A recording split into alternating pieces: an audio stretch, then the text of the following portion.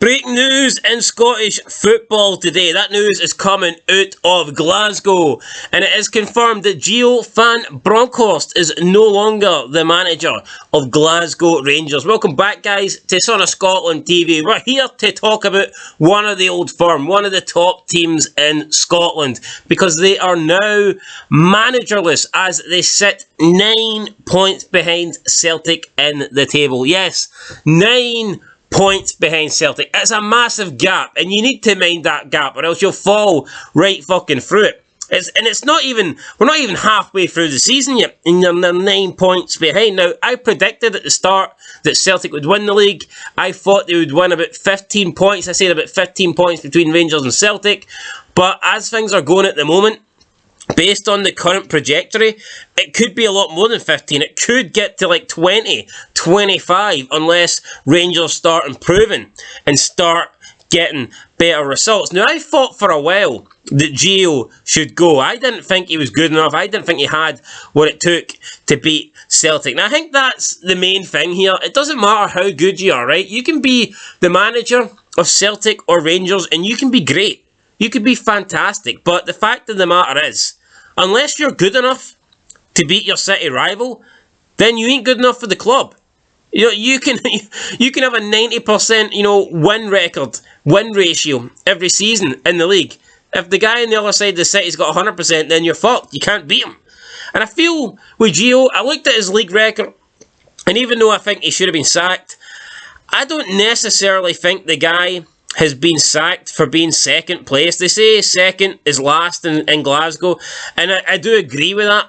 But the guy has not been sacked for being second. If he was in second place, a couple of points behind Celtic, playing good football, looking like they could challenge Celtic, he wouldn't be sacked right now. But the fact is, they're in second place, they're quite a long way behind Celtic, and they're playing horrendous football. And they don't look like they can challenge Celtic. They don't look like they can catch Celtic. And it is, of course, some of it is to do with Gio. There has been a few, bad results, especially in the past couple of weeks. But if we're being honest, I think it's more to do with Celtic are just playing really good at the moment. And it just shows up any minor bad results that Gio has. Celtic, it makes it look worse because of how well Celtic are playing at the moment. So, Rangers, up until they lost to St Johnstone on the 5th of November, Rangers had not lost a league game to a team that wasn't called Celtic. So that's actually pretty impressive. A year in the job, and he hadn't lost to anybody apart from Celtic. He hadn't lost to Aberdeen, he hadn't lost to Hearts, he hadn't lost to Hibs, he hadn't lost to anybody up until he lost 2-1 to St Johnstone. So that's a pretty good record on its own. Now, if you're looking at the records and the results for this season, he won his opening 3 games. Then he had the 2-2 draw against Hibs, which is it's highly contested there. Rangers down to 9 men. Hibs scored pretty much the last kick of the game.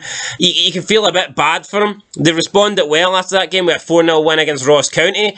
Then, obviously, they lost to Celtic 4-0. Bounced back with 4 wins in a row, including 4-0 victories back-to-back against Hearts and Rangers. Then they had the 1-1 draw against Livy, which was bad. I'm not going to deny it. It wasn't good. And then they followed that up with a 4-1 win against Aberdeen. So it looked like he was following bad results up with good results. But unfortunately, what followed after the 1-1 draw against Livy was a 4-1. It was after the 4-1 against Aberdeen was a 2-1 defeat to St Johnstone, followed by a 1-0 win against Hearts, which he scraped. And then he had the 1-1 draw in Paisley against St Mirren, which in the end cost him his job. But here's the thing, while Gio is drawing games, while he's losing games, and Postecoglou's winning games, Celtic are winning every game. Celtic have won every game bar one. So I honestly don't think the league's that bad for Gio. Yeah, he's got some draws in there. He has a bad loss to St Johnstone, but I don't think a single loss and a couple of draws should cost you your job. And I can guarantee you, if Celtic were drawing games as well, if Celtic had maybe drawn a couple of games over the past couple of weeks, Gio would still be in charge of Rangers. But it's the fact that Celtic have continued to win and win and win. Anytime Gio is dropping points, anytime he's not winning a game, he's dropping points. And then whenever he's losing a game, he's not catching up because Celtic aren't losing. So all Gio is doing is keeping the gap to Celtic until he loses, and it's just growing and growing and growing. He's never cutting the gap. The gap's never getting smaller, and that's why he's been sacked. He's not been sacked for being second. He's been sacked because he's in second, and at the moment it looks like there's no way in hell he can catch Celtic. And unfortunately, that's the truth. Celtic will win the league this season. I can see them winning the league next season. I can see them winning the league as long as Ange stays. Now, of course, Rangers could bring in a manager. He could turn it to be great, and I could change my opinion. But based on what I'm seeing right now, I think the Rangers squad is falling apart, really. I mean, it's been set back a few years. A lot of key players' contracts are running out at the end of the season, and it's not like I mean, Kent and Morelos are set to leave, but it's not like they're playing great football anyway. So yeah, I look at Celtic and I think they're getting stronger. I look at Rangers and I think they've got key players that are going to leave the club. They've got a lot of players that are older. I think the Celtic squad is years ahead of Rangers, so I think they will win the league for the next couple of seasons at least, and it could be a long, long way back here for Rangers. But it is sad, you know, he got to the final Europa League, which is impressive. Probably won't be done again for a long, long time. That maybe should I have bought him a bit more? I don't know. Should I have bought him more time? Because then you can argue that he got to Europa League final with Gerrard's team. And based on what he's doing this season, he's had 2 transfer windows now, and I could never see Gio getting to a European final again. Look at the Champions League record, for God's sake. Worst Champions League record of all time in the history of the competition. So, yeah, I look at the league and I think, you know what? His results ain't that bad.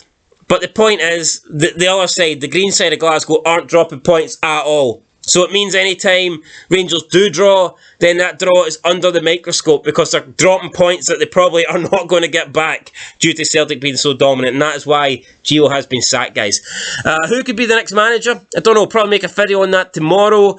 I would like to see Rangers give a chance to someone in the league, like a Davy Martindale. And I know Rangers fans would be crying their eyes out. I know they'd be pulling their hair out. I know they'd be saying that Davy Martindale's this and that. He's a junkie. He's a waste of space. He's not good enough. He's not Rangers level. But he's done a great job with Livingston every single season. He seems to defy the odds. Livingston's squad gets weaker, yet he somehow seems to perform better. I would like to see them go down that route, but they will probably bring in, you know, a bigger name than that, I imagine.